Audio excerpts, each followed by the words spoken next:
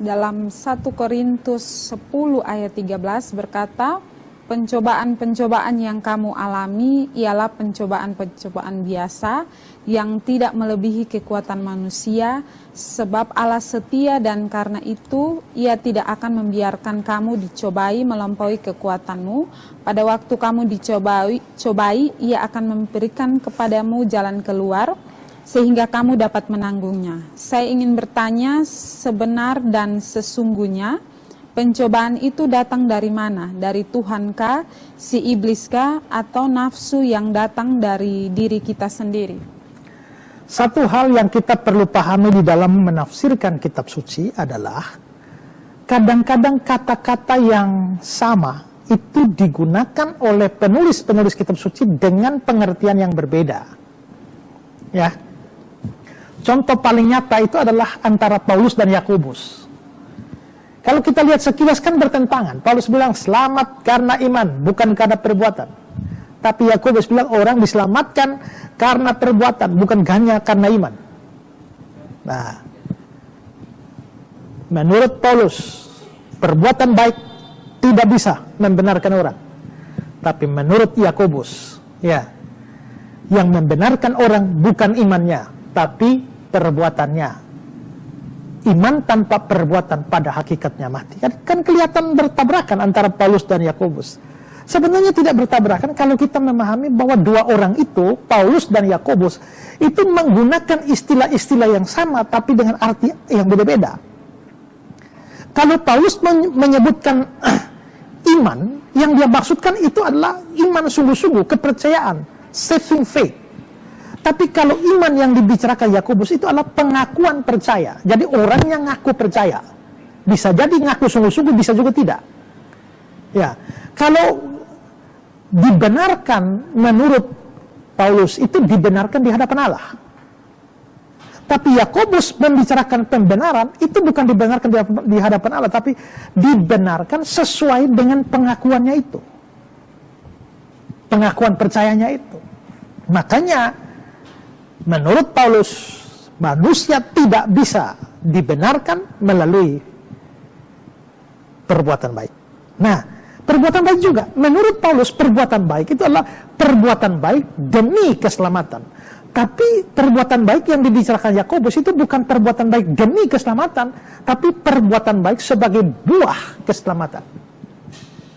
Jadi kita bisa lihat ya, istilahnya sama, tapi artinya berbeda. Kalau kita memahami begitu berarti bahwa Paulus tidak salah, Yakobus juga tidak salah. Nah, sama juga dengan pencobaan. Kalau kita membicarakan pencobaan, Alkitab membicarakan pencobaan, kata pencobaan itu dalam pengertian yang beda-beda. Nah, kalau seperti yang saudara sebut ayat tadi ya, 1 Korintus 10:13, pencobaan-pencobaan yang kamu alami ialah pencobaan-pencobaan biasa yang tidak melebihi kekuatan manusia. Sebab Allah setia dan karenanya Dia tidak akan membiarkan kamu dicobai melampaui kekuatanmu. Nah, pencobaan di sini itu lebih mengarah pada penderitaan-penderitaan atau kesulitan-kesulitan. Kalau yang model seperti itu memang bisa dari Allah. Allah bisa memberikan kesulitan-kesulitan, penderitaan-penderitaan, problem-problem, tapi tidak melebihi kekuatan kita. Allah bisa berikan itu. Nah, pencobaan seperti ini yang nampak misalnya dalam Kejadian 22 ayat 1 pada Abraham. Setelah semuanya itu Allah mencoba Abraham. Dia berfirman, Abraham, lalu sahutnya, ya Tuhan, ambillah anakmu yang tunggal itu bawa ke gunung Moria, persembahkan dia sebagai korban bakaran bagiku. Allah mencoba Abraham. Berarti pencobaan datang dari Allah. Ya, kalau pencobaannya sifatnya adalah kesulitan-kesulitan, penderitaan-penderitaan yang menuntut ketaatan manusia. Ya, itu pertama. Kedua, ada pencobaan-pencobaan yang dipahami sebagai godaan-godaan dari luar diri. Dari luar diri manusia itu, godaan itu supaya manusia berdosa. Nah, untuk jenis pencobaan seperti ini itu datangnya dari iblis. Misalnya Yesus dicobai di padang gurun. Kan yang datang cobai dia kan iblis. Ya, pencobaan itu dari luar diri. Waktu Yesus selesai puasa, iblis datang. ubah batu-batu itu jadi roti. Buang diri dari hubungan bait Allah. Naik ke gunung, lihat seluruh kerajaan dunia ini. Itu dari iblis, kalau pencobaan seperti itu. Yang ketiga, itu pencobaan yang ketiga itu adalah godaan untuk berdosa yang muncul dari diri, dari dalam hati sendiri.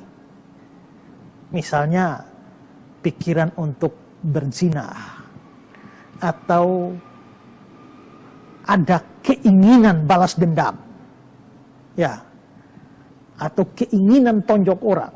Nah, kalau seperti itu cobaan ini, maka ini tidak mungkin dari Allah. Karena kalau dari Allah, berarti Allah itu menjadi sumber dosa. Nah, untuk jenis seperti pencobaan seperti ini yang dari dalam diri, Yakobus bilang, apabila seorang dicobai, janganlah dia berkata pencobaan itu datang dari Allah. Sebab Allah tidak dapat dicobai oleh yang jahat. Dan dia sendiri tidak mencobai siapapun. Tetapi tiap-tiap orang dicobai oleh keinginannya sendiri. Karena dia diseret dan dipikat olehnya. Ini pencobaan dari dalam. Jadi, apakah pencobaan itu bersumber dari Allah atau iblis atau diri sendiri? Tergantung pencobaan jenis mana.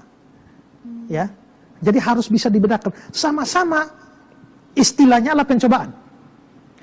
Tapi makna pencobaan itu menentukan sumbernya dari mana. Kalau pencobaan-pencobaan itu adalah kesulitan-kesulitan, ya, penderitaan-penderitaan, masalah-masalah yang Tuhan izinkan kita alami, ya itu dari Tuhan. Cobaan dari luar, dari setan, ya. Tapi cobaan dari dalam pikiran dan hati kita, ya itu dari diri kita sendiri. Mungkin juga ada iblis tusuk-tusuk di sana juga, tapi pokoknya diri kita pun terlibat di dalamnya, ya. Nah, untuk jenis ketiga itu yang dibicarakan Yakobus, Allah tidak mencobai siapapun.